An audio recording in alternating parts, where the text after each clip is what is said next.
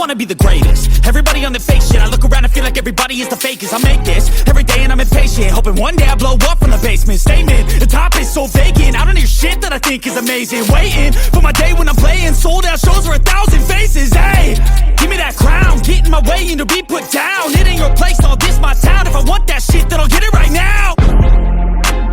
I feel like I'm losing my mind. Is everybody in the world blind? Please, Lord, give me a sign, a sign. Hey guys, it's Joe93. We got a lot to talk about today. So, we got some reviews to get into, and then we're going to talk about some other stuff. So right now, let's talk about Gotham Knights, Episode 8 of Season 1, titled In the Belly of the Beast. So in this episode of Gotham Knights, we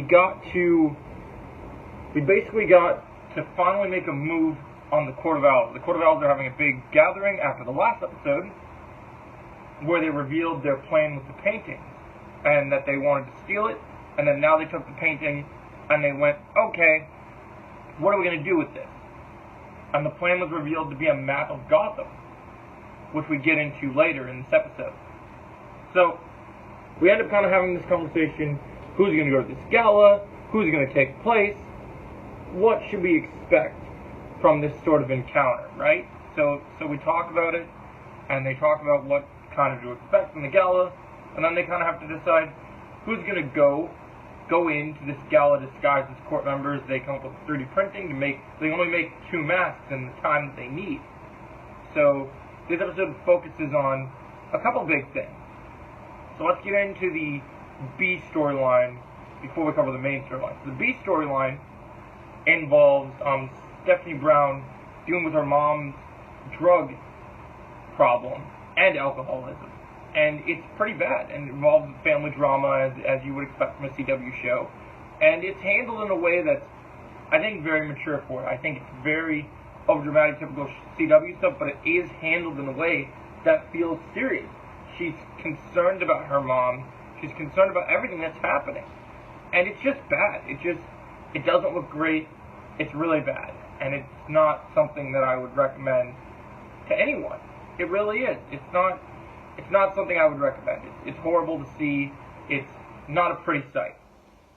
So that's where we're at with this. Now let's get into our main meat and potatoes of the review. Now we're back to the main storyline. So Dula and Turner Hayes end up going to the gala. And we get these really great action scenes where the two of them are in fancy suit and a dress, because they're dressed up and they got their mask. But they're also dressed up in outfits. And so when they're dressed up in their outfits, you have all these really cool things happening. And when it's happening with their outfits, you get to see a really cool action sequence. Some hand-to-hand combat was done, some kicks, some punches.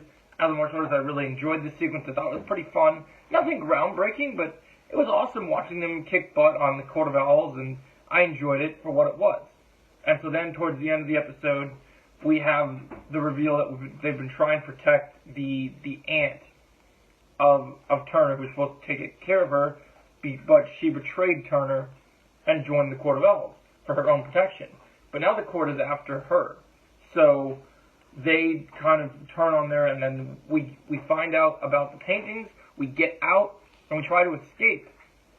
While our team members are out by our van waiting for the next move. I mean, we have this great conversation between Carrie and Harper about upgrading her goggles, which was really nice. But then meanwhile, we go back to the main plot, and they're trying to get everyone out. And so Julie gets out in her nice new hair, and she looks great.